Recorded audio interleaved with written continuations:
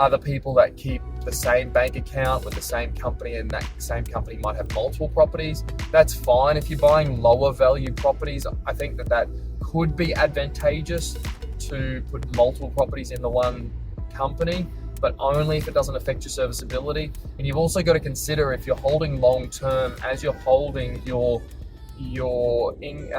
value of the land goes up over time. So you might be holding some really low value properties now, and you might be holding 2 or 3, and you find your serviceability is good, your land tax isn't that high, but over time, value of land increases, land tax increases substantially.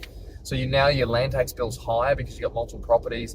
And then the other thing is, if you do plan on redrawing from those properties and you want to keep it under a residential facility, because that's the cheapest money you're going to be able to get as a retail investor, the money that you redraw, you might end up maxing your serviceability, and you might be in a position where, to get your serviceability back, you might have to sell one of these properties. So to keep it nice and easy, just to simplify that, I just buy one property, one entity, and then just, whatever the cost of the setup is from the accountant, I just pay it and just cop it at the start.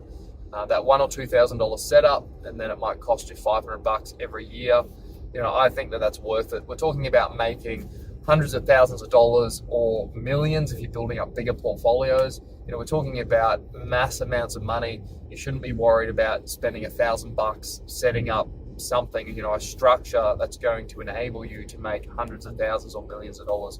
So that's my take on it. So compartmentalize every single property into a separate entity. Now that's step one.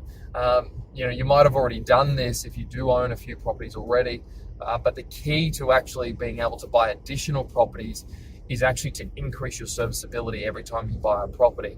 So you at least want to be buying neutrally geared properties. A neutrally geared property isn't going to increase your serviceability because it's not spitting off extra money, but it at least will keep it the same. It won't reduce it.